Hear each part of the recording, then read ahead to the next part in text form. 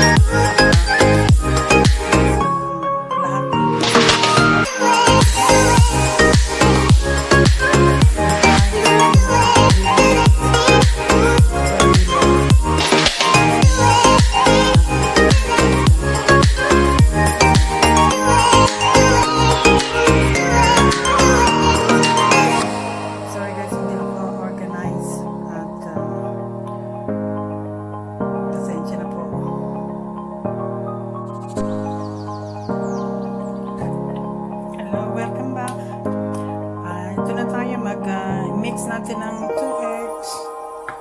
2 eggs, sugar, 2 spoon lang nilagay ko, 3 spoon kasi ayoko masyadong matamis. So, ayan. Kasi lalagyan pa natin ng condense. Lagyan pa natin ng condense. So,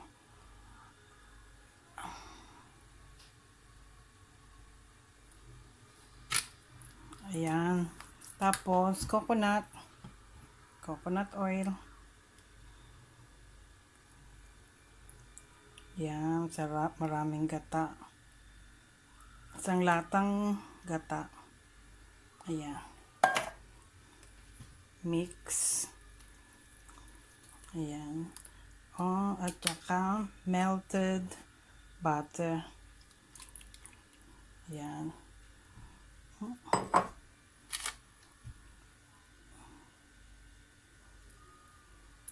Ayan. Sarap. Tapos, yung ating vanilla. In you go. Ang ating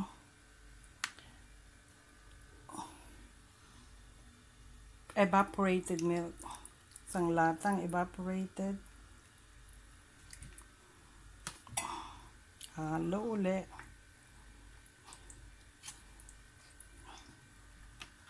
Oops, matatapon. Parang na sobrang. At saka ang ating kalahating condensed milk.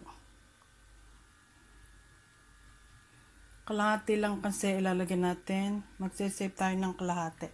Ilagay natin yan mamaya sa ibabaw. Sorry. Ayan. Maganda nga ano lang kutsara. Ayan. Wala na ba tayong nakalimutan? Ayan na, lahat na nakamix. Tapos halo-halo lang. Hanggang ma-mix ang asukal at saka condense. Ayan, ang ating mixture ng kasaba cake. Masarap to merienda. Tapos, pag magkakape o dadalhin nyo sa kaibigan nyo, pang regalo, we'll see you later when it's cooked. I'll show you later when it's cooked. Okay, see you later. Bye.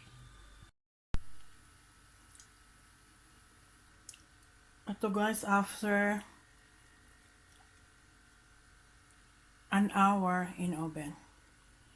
And we're gonna add the condense now for topping.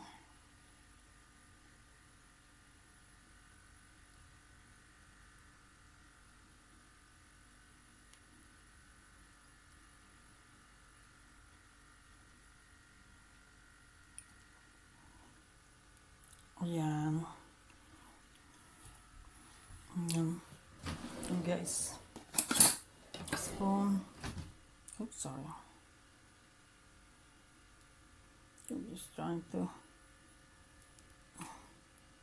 spread it out.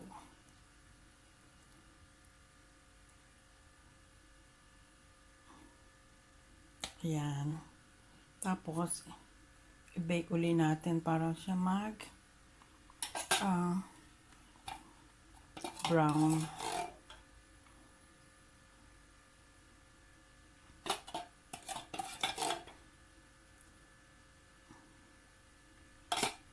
Ayan. See you later in an hour.